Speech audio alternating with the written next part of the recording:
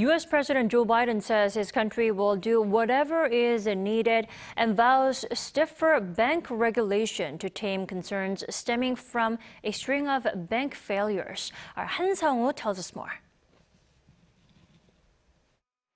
U.S. President Joe Biden on Monday local time pledged stiffer bank regulations after the nation's regulators were forced to impose emergency measures following the collapse of Silicon Valley Bank and Signature Bank.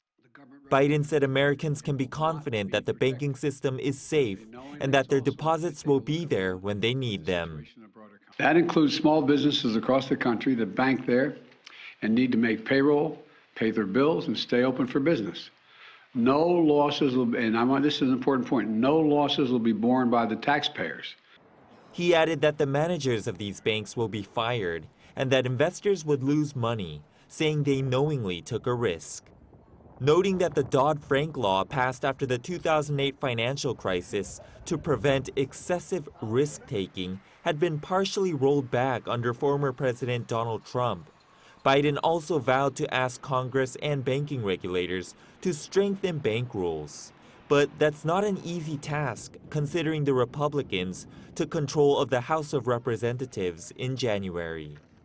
Citing a Signature Bank board member, CNBC reports that the bank's customers, shocked by the sudden collapse of Silicon Valley Bank, withdrew more than $10 billion in deposits on Friday, leading to the third largest bank failure in U.S. history.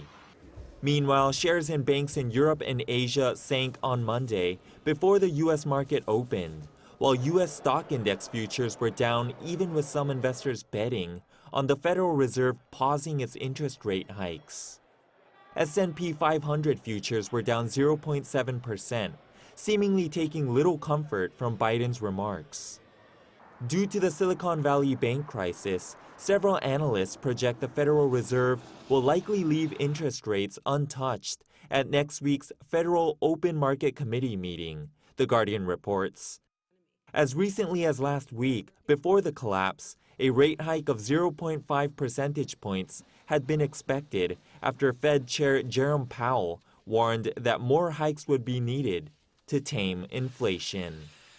Han Seong-woo, Arirang News.